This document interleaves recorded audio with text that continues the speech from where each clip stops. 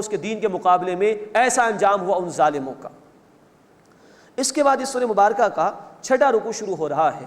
اس میں حضرت موسیٰ علیہ السلام کا ذکر بھی ہے، حضرت عیسیٰ علیہ السلام کا بھی ذکر آ رہا ہے، اور مشرکین کی ہر درمی اور ان کے انکار پر بھی اللہ کا تبصرہ ہے۔ وَلَمَّا ضُرِبَ ابْنُ مَرْيَمَ مَثَلًا إِذَا قَوْمُكَ مِنْهُ يَصِدُّونَ، اور جب عیسیٰ علیہ السلام ابن مریم کی مثال بیان کی گئی تو آپ کی قوم اس سے خوشی کے مارے چلانے لگی۔ قرآن حکیم میں عیسیٰ علیہ السلام کے حالات کا ذکر بھی ہے۔ قرآن نے ذکر کیا ہے کہ عیسیٰ علیہ السلام کو اللہ کی الوہیت میں، اللہ کی خدائی میں شامل کیا گیا۔ ان کو بھی بعض لوگوں نے پوجا پاٹ کا ذریعہ بنا لیا، معاذ اللہ، جو نافرمان قسم کے لوگ تھے جنہوں نے اللہ کی اطاعت نہیں کی، اللہ کے رسول کی اطاعت نہیں کی۔ جب یہ بات اللہ نے قرآن میں بیان کی تو مشرکین چلانا شروع ہو گئے کہ بھئی دیکھو آپ بھی تو عیسیٰ علیہ السلام کے حوالے سے بات کرتے ہیں نا، تو اگر ان کی پوجا پاٹ ہو گئی اور ہم نے کسی کو بت کو معبود بنا لیا تو کون سی بڑی بات ہو گئی ایسی؟ اس پر یہ قوم چلانے لگی۔ وَقَالُوا أَآلِهَتُنَا خَيْرٌ أَمْ هُوَ، وہ مشرکین بولے کیا ہمارے معبود بہتر ہیں یا وہ، یعنی عیسیٰ ابن مریم؟ مَا ضَرَبُوهُ لَكَ إِلَّا جَدَلًا، اے نبی صلی اللہ علیہ وسلم وہ اس مثال کو آپ کے لیے صرف جھگڑنے کے لیے بیان کرتے ہیں۔ بل ہم قوم خصمون، بلکہ وہ تو ہیں ہی جھگڑالو قوم۔ ان ہوا الا عبد انعمنا علیہ، عیسیٰ تو ہمارے ایک بندے ہیں علیہ السلام، ہم نے ان پر انعام فرمایا۔ وجعلناہ مثلا لبنی اسرائیل، اور ہم نے انہیں بنی اسرائیل کے لیے نمونہ بنایا۔ وَلَوْ نَشَاءُ لَجَعَلْنَا مِنْكُمْ مَلَائِكَةً فِي الْأَرْضِ يَخْلُفُونَ، اور اگر ہم چاہتے تو تم میں سے فرشتے پیدا کر دیتے زمین میں کہ وہ تمہارے خلیفہ بن جاتے۔ لیکن اللہ تعالیٰ نے انسانوں کو پیدا کیا، انسانوں کی ہدایت کے لیے انسان کو رسول بنایا اور آزمائش کے لیے اس دنیا میں بھیجا ہے۔ وَإِنَّهُ لَعِلْمٌ لِلسَّاعَةِ، اور بے شک وہ یعنی عیسیٰ علیہ السلام قیامت کی ایک نشانی ہے۔ فَلَا تَمْتَرُنَّ بِهَا وَاتَّبِعُونِ، تو تم ہرگز اس میں شک نہ کرو اور میری پیروی کرو۔ عیسیٰ علیہ السلام قیامت کی ایک نشانی ہے۔ ایک مفہوم اس کا یہ ہے کہ احادیث مبارکہ میں تفصیل ہمیں معلوم ہوتی ہے کہ قیامت کے واقع ہونے سے پہلے عیسیٰ علیہ السلام دنیا میں تشریف لائیں گے۔ صحیح مسلم کی روایت کے مطابق قیامت کی 10 بڑی علامات میں سے جو بالکل آخر میں واقع ہوں گی، ایک یہ بھی ہے کہ عیسیٰ علیہ السلام دوبارہ تشریف لائیں گے۔ اہل ایمان کا عقیدہ یہ ہے کہ اللہ نے ان کو زندہ حالت میں آسمانوں پر بلند کر لیا تھا، وہ دوبارہ تشریف لائیں گے۔ اور نمبر 2، اس معنی میں قیامت کی نشانی کہ عیسیٰ علیہ السلام کی پیدائش سراپا معجزہ، عیسیٰ علیہ السلام والدہ کی گود میں بول اٹھے تھے، سراپا معجزہ۔ عیسیٰ علیہ السلام کے معجزات، مردے کو اللہ کے حکم سے زندہ کر دیا، جو پیدائشی نابینا ہوتا تھا، کوڑی کا مریض ہوتا تھا، اس کو درست کر دیا کرتے تھے، پرندے کسی شکل بناتے تھے، پھونک مارتے تھے، وہ زندہ ہو جایا کرتا تھا۔ یہ سارے معجزات سراپا معجزات ہی معجزات۔ تو عیسیٰ علیہ السلام کی پوری زندگی سراپا معجزہ، ان کا آسمانوں پر بلند کر لیا جانا بھی معجزہ ہی معجزہ۔ تو جو اللہ یہ سب کچھ کر سکتا ہے وہ دوبارہ تمہیں زندگی عطا فرمائے گا قیامت کے دن۔ وَإِنَّهُ لَعِلْمٌ لِلسَّاعَةِ، اور بے شک وہ یعنی عیسیٰ علیہ السلام قیامت کی ایک نشانی ہے۔ فَلَا تَمْتَرُنَّ بِهَا وَاتَّبِعُونِ، تو تم ہرگز اس میں شک نہ کرو اور میری پیروی کرو۔ هَذَا صِرَاطٌ مُسْتَقِيمٌ، یہ سیدھا راستہ ہے۔ وَلَا يَصُدَّنَّكُمُ الشَّيْطَانُ، اور شیطان تمہیں روک نہ دے، مراد ہے کہ آخرت کی تیاری سے غافل نہ کر دے۔ إِنَّهُ لَكُمْ عَدُوٌّ مُبِينٌ، بے شک وہ تمہارا کھلا دشمن ہے۔ وَلَمَّا جَاءَ عِيسَىٰ بِالْبَيِّنَاتِ، اور جب عیسیٰ علیہ السلام آئے واضح نشانیوں کے ساتھ، قَالَ قَدْ جِئْتُكُمْ بِالْحِكْمَةِ، تو انہوں نے فرمایا کہ یقیناً میں تمہارے پاس حکمت کے ساتھ آیا ہوں، عمدہ باتیں اللہ نے مجھے عطا فرمائی ہیں۔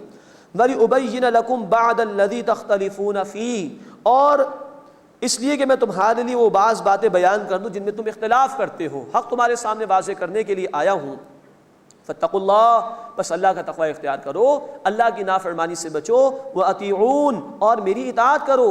ان اللہ هو ربی وربکم فاعبدوہ، بے شک اللہ وہ میرا بھی رب ہے اور تمہارا بھی رب ہے، اسی کی عبادت کرو۔ ھذا صراط مستقیم، یہ ہے سیدھا راستہ۔ فاختلف الاحزاب من بینہم، پھر گروہوں نے آپس میں اختلاف کیا۔ فویل للذین ظلموا من عذاب یوم علیم، سو تباہی بربادی ان لوگوں کے لیے جنہوں نے ظلم کیا ایک دکھ دینے والے دن کے عذاب سے۔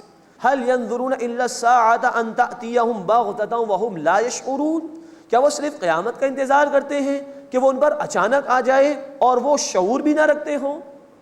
الاخلاء یومئذ بعضهم لبعض عدو الا المتقین، گرم جوش جگری دوست اس دن ایک دوسرے کے دشمن ہو جائیں گے سوائے تقوی اختیار کرنے والوں کے۔ بہت ہلا دینے والی آیت ہے یہ قرآن کی۔ دوستیاں، گہری دوستیاں، گرم جوشی والی دوستیاں اگر محض دنیا داری کی وجہ سے اور محض دنیا کے مفادات کی وجہ سے اختیار کی جا رہی ہیں تو کل یہ بالکل کام نہیں آئے گی۔ یہ ہے انسان کے لیے بڑا سوچنے کا مقام۔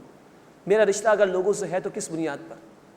میرا تعلق کسی سے اگر ہے تو کس بنیاد پر؟ الا المتقین، سوائے تقوی اختیار کرنے والوں کے۔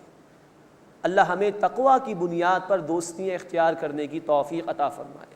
اور سورہ الطور آیت نمبر 21 میں ذکر ہے وہ فیملی ممبرز، وہ گھر والے، والدین ہوں، اولاد ہوں، شوہر بیوی ہوں، جو ایمان کی وجہ سے ایک دوسرے کے ساتھ جڑے ہوئے ہوں، صرف خونی رشتے نہیں، رحمی رشتے نہیں، ایمان کے ساتھ جڑے ہوئے ہوں، ان کو بھی اللہ وہاں جنت میں جمع فرمائے گا۔ تو اللہ ہمیں تقوی اور ایمان کی بنیاد پر دوستیاں اختیار کرنے کی توفیق عطا فرمائے۔ ادروائز کوئی خونی رشتہ کام نہیں آئے گا، کوئی رحمی رشتے کام نہیں آئیں گے، کوئی دوستیاں کام نہیں آئیں گی۔ اللہ ہمیں متقی لوگوں میں شامل فرمائے اور اسی بنیاد پر لوگوں سے تعلقات استوار کرنے کی توفیق عطا فرمائے۔ اس کے بعد اس سورہ مبارکہ کا 7واں اور آخری رکوع آ رہا ہے۔ اس میں نیک اور برے لوگوں کا انجام بیان کیا گیا ہے اور مشرکین کے حوالے سے دو ٹوک انداز گفتگو میں اختیار کیا گیا ہے۔ یا عباد لا خوف علیکم اليوم ولا انتم تحزنون، اے میرے بندو تم پر کوئی خوف نہیں آج کے دن اور نہ تم غمگین ہوں گے۔ الذین آمنوا بآیاتنا، وہ لوگ جو ہماری آیات پر ایمان لائے، وکانوا مسلمین، اور وہ فرما بردار تھے۔ ادخلوا الجنت، تم داخل ہو جاؤ جنت میں، انتم، تم بھی، وازواجکم، اور تمہاری بیویاں بھی، تحبرون، خوش و خرم رکھے جاؤ گے۔ اللہ ہمیں ایسی فیملیز عطا فرمائے کہ سب کو اللہ جنت میں جگہ عطا فرما دے، لیکن اس کے لیے فرمایا کہ ایمان لاؤ ہماری آیات پر اور فرما برداری اختیار کرو پوری زندگی میں۔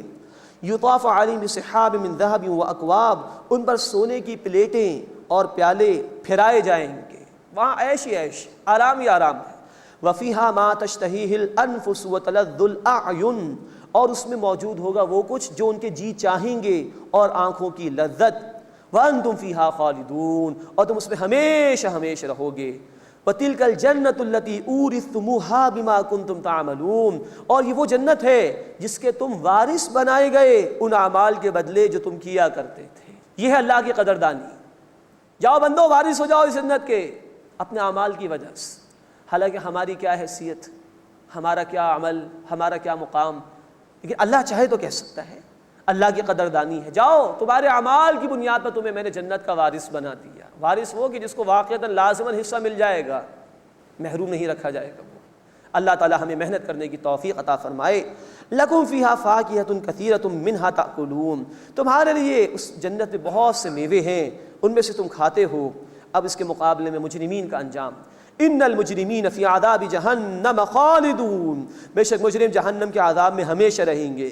لا یفتر عنہم وہم فیہ مبلسون، ان سے ہلکا نہیں کیا جائے گا یعنی عذاب، اور وہ اس میں نا امید پڑے رہیں گے، کوئی امید نہیں ہوگی چھٹکارے کی۔ وما ظلمناہم، اور ہم نے ان پر ظلم نہیں کیا، ولکن کانوا هم الظالمین، بلکہ وہ خود ہی ظالم تھے۔ ونادوا یا مالک لیقضی علینا ربک، اور وہ پکاریں گے اے مالک، یہ جہنم کے داروغے کا نام ہے۔ ونادوا یا مالک، اور کہ وہ پکاریں گے اے مالک، لیقضی علینا ربک، کیا یہ اچھا ہو کہ تمہارا رب ہمارا کام تمام کر دے، موت کا فیصلہ کر دے تاکہ اس عذاب سے تو جان چھوٹ جائے۔ قال انکم ماکثون، وہ کہے گا تم بے شک تم اس میں ہمیشہ رہنے والے ہو، اس عذاب سے چھٹکارا نہیں ہے۔ لقد جئناکم بالحق، یقیناً ہم تمہارے پاس حق کے ساتھ آئے تھے، اللہ کا پیغام آیا تھا تمہارے پاس، اللہ کی ہدایت آئی تھی تمہارے پاس۔ ولکن اکثرکم للحق کارہون، لیکن تم میں سے اکثر حق کو ناپسند کرنے والے تھے۔ ام ابرموا امرا فإنا مبرمون، اگر انہوں نے کوئی بات ٹھہرا لی ہے تو ہم نے بھی طے کر رکھا ہے۔ اب یہ ہے انداز اللہ کا، دو ٹوک انداز میں مخالفین کو سنایا جا رہا ہے۔ ام یحسبون، کیا وہ گمان کرتے ہیں، انا لا نسمع سرهم ونجواهم، کہ ہم ان کی پوشیدہ باتوں یعنی رازوں کو اور ان کی سرگوشیوں کو نہیں سنتے؟ بلا، کیوں نہیں۔ ورسلنا لدیہم یکتبون، ہمارے فرشتے ان کے پاس لکھتے ہیں۔ سورۃ الانفطار آیت نمبر 11 اور 12، کرامن کاتبین یعلمون ما تفعلون، معزز لکھنے والے ہیں، جانتے ہیں جو کچھ تم کرتے ہو۔ یہاں کہا گیا بلا کیوں نہیں، ورسلنا